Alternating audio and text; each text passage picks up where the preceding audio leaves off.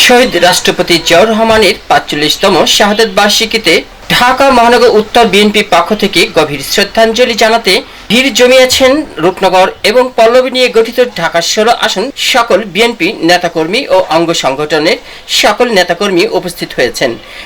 লাল মাঠে এই গভীর শ্রদ্ধার শাহাদাত বার্ষিকীতে প্রধান অতিথির আসন অলঙ্কৃত করলেন বাংলাদেশ গণপ্রজাতন্ত্রী বাংলাদেশ সরকার প্রধানমন্ত্রী তারেক রহমান।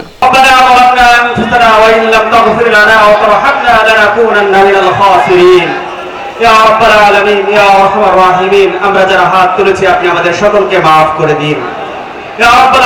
আজকের এই দিনে স্বাধীনতার মহান ঘোষক বহুদলীয় গণতন্ত্রের প্রবর্তক শহীদ রাষ্ট্রপতি জিয়াউর রহমানের ৪৫তম শাহাদাত বার্ষিকী মাওলা আপনি আমাদের প্রিয় নেতাকে জান্নাতবাসী করুন।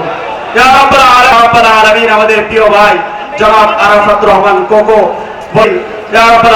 আমাদের সাবেক তিনবারের প্রধানমন্ত্রী দেশনেত্রী বেগম খালেদা জিয়াকেও আল্লাহ কবুল করে নিন।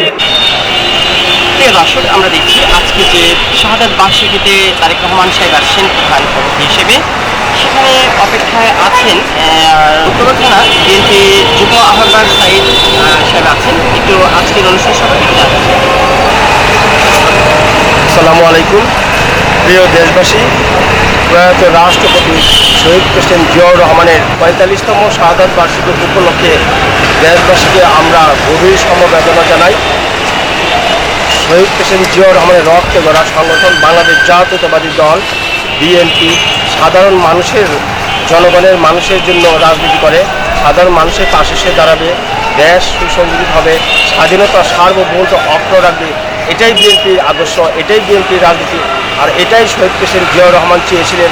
তারই ধারাবাহিকতা তাহার সহধর্মিণী আপোষের নেত্রী, মা মাটি মানুষের নেত্রী, দেশের নেত্রী বেগম খালেদা জিয়া কোনোদিন আপোষ করে নাই, কখনো হার মানেনি, এবং তারই উত্তরসূরি বাংলাদেশ জাতীয়তাবাদী দলের বর্তমান চেয়ারম্যান, বাংলাদেশের নবনির্বাচিত প্রধানমন্ত্রী তার জননেতা জনাব তারেক রহমান নতুন প্রজন্মকে এই মেসেজ দেয়, সাংগঠনিকভাবে আমরা শক্তিশালী হয়ে দেশের স্বাধীনতা সার্বভৌমত্ব অক্ষুণ্ণ রাখার জন্য সাধারণ মানুষের পাশে দাঁড়াবো।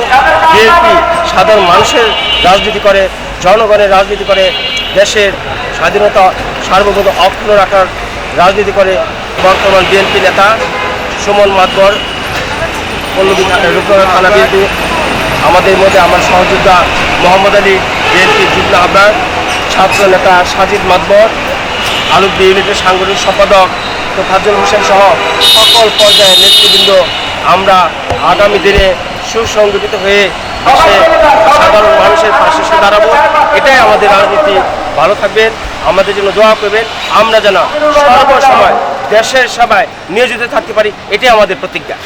একই সাথে শহীদ রাষ্ট্রপতি জিয়াউর রহমান আমাদেরকে দীক্ষা দিয়ে গেছেন কিভাবে দেশের জন্য কাজ করতে হয়, কিভাবে দেশকে গঠন করতে হয়। আসুন শহীদ রাষ্ট্রপতি জিয়াউর রহমানের এই ৪৫তম শাহাদাত বার্ষিকীতে আমরা শপথ গ্রহণ করি যে আমাদেরকে বিগত ১২ তারিখের নির্বাচনের মাধ্যমে আল্লাহ রাব্বুল আলামিন যে সুযোগ দিয়েছেন দেশকে গঠন করার, মানুষের পাশে দাঁড়ানো, আমরা সেই কাজটি সুন্দরভাবে যাতে করতে পারি সেই রহমত আল্লাহর কাছে আমরা চাই।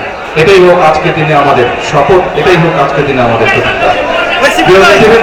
আজকে যেহেতু অনেকগুলো কর্মসূচি আছে, সেই জন্য আজকে আপনাদের সাথে বসে আলাপ করা সম্ভব হচ্ছে না সময়ের কারণে।